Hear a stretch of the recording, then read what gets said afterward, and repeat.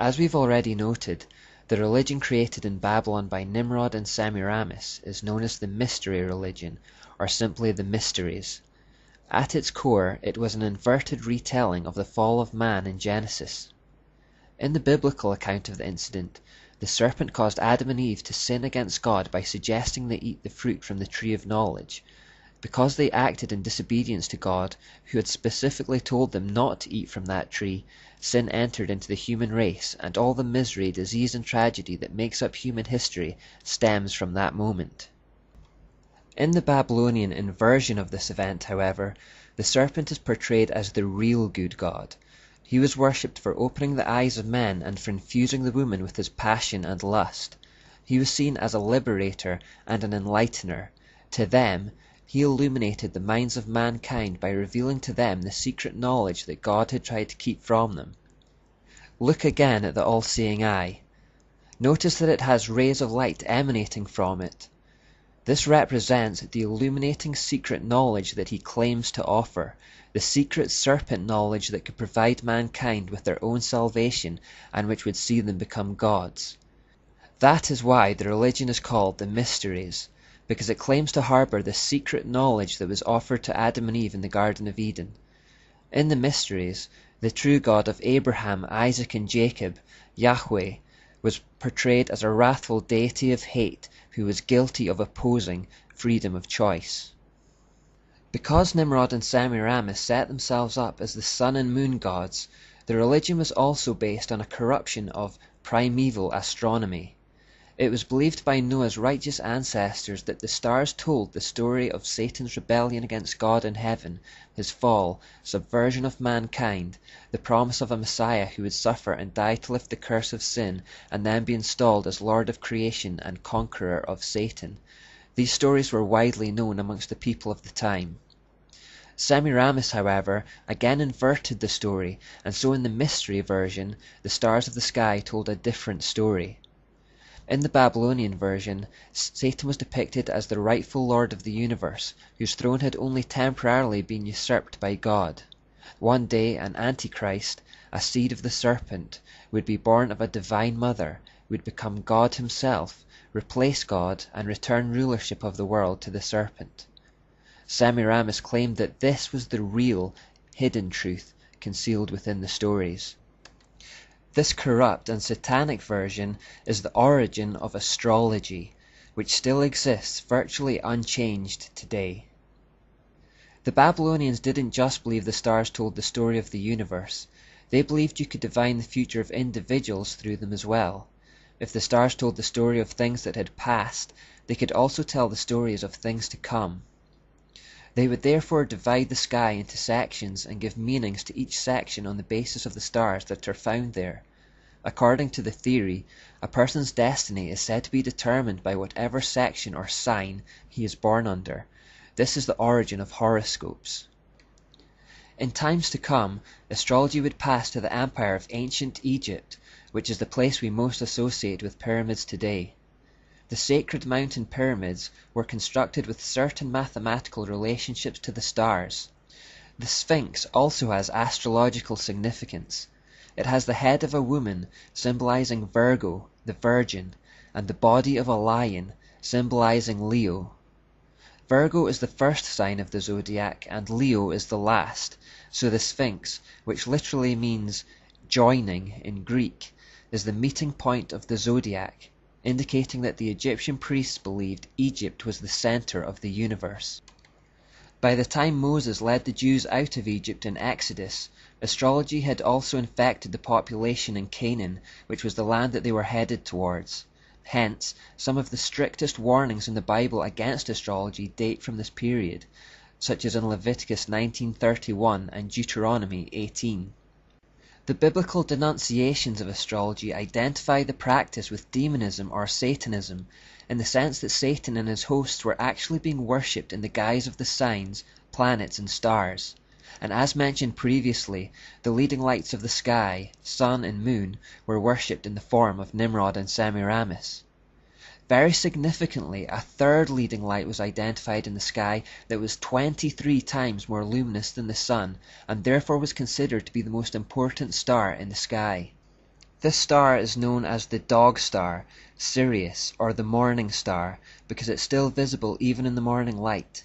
Remember in Isaiah 14:12, Lucifer is referred to as that name.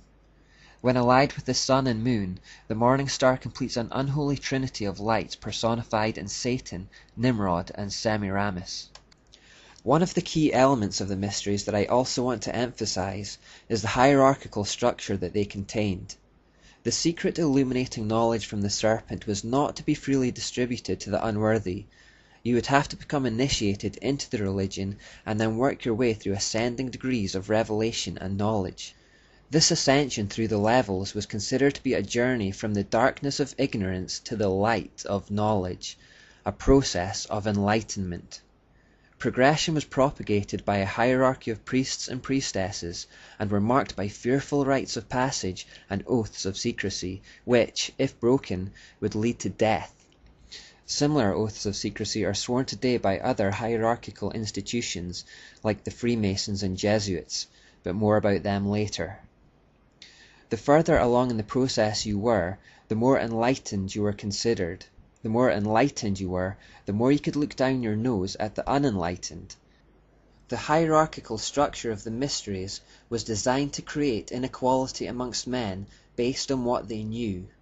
It can itself be best visualized in the form of a pyramid or a ziggurat again, wide at the base and increasingly narrow as you rise through the levels towards the peak. The idea is that there is an average mass of people at the bottom of the pyramid who are ignorant, blind fools, with an increasingly small number of enlightened people towards the top. The very top, the capstone as it were, is Lucifer himself, the giver of light. If you've read or seen Harry Potter, you'll be vaguely familiar with this concept. In those stories, the name Muggle is given to the majority of people in the world who go about their lives utterly oblivious to the wizarding world that is actually all around them, or at least very close at hand. We are encouraged to think of Muggles as idiots, and indeed the Oxford English Dictionary has even picked up on the word and defines it as an individual who is clumsy or unable to acquire a new skill. Those who were born into a Muggle family but have been awakened to wizardry are called mudbloods, i.e. half-bloods, and this places you on a higher position than a Muggle, but a lower position to those who have centuries of pure wizardry in their ancestry. J.K. Rowling here, as in many aspects of her books, is actually giving insights into real occultism. The word occult means hidden or concealed, and it is the modern name by which the ideas of the mysteries have come to be known today. When you have people involved in the occult, the information, knowledge and power that they are trying to tap into is the exact same as that serpent knowledge which originated in Babylon. The idea of occultism retains the concept that there are a powerful, enlightened or illuminated few at the top who see things as they really are, and the rest are kept in the dark, mere ignorant fools. The enlightened few consider the average mass of people to be almost subhuman, like cattle, who deserve to be led like cattle and treated like cattle. This knowledge hierarchy is replicated in almost all occult societies today, like Freemasonry for example, and it fulfills an important function of allowing Satan to pervert by small degrees. Those at the lower levels of Freemasonry have absolutely no idea of what they are actually involved in. It is only as they slowly rise through the degrees that they have the true information revealed to them. By perverting in small stages and in the passing of time, people lose sight of just how far they're straying and can be led to accept things that they would otherwise have flatly rejected if they had been given the full revelation from the start. Just a little change here, a little change there, it's not so much. And yet with enough small changes and with enough time, a person or society can be completely transformed without even realizing it. This is one of the reasons why we must have a zero-tolerance policy with sin. The concessions we make today will form a link in a chain of concessions in future if we're not careful. This kind of system that needs to keep knowledge concealed from the masses, by its very nature, necessitates the use of symbolism, gestures, monuments, secret words and signs, to ensure that those in the dark are kept in the dark. That's why the occult makes heavy use of these devices. They use symbols that are packed with meaning for the initiated, but which mean absolutely nothing to the average man. By using symbols, information can be communicated by being hidden in plain sight. That is, they are in the open air for all to see, but they are not recognized or interpreted by the average person. It is also for this reason that the occult always hides behind outward facades of neutrality, goodness, or even holiness. I mentioned this earlier, but don't expect evil to have an obvious outward appearance of evil. That's not how Satan wins people to himself. More often than not, he disguises himself as an angel of light to seduce, which is why discernment becomes one of our most important tools in these last days. It is also for the same reason that dual meanings are prevalent in the occult world. Wherever there is a dark infernal truth to be communicated, there is almost always a false but light and seemingly good cover story. The public are given the false cover story in order to keep the dark truth concealed. The initiated and the enlightened only are aware of the true meanings.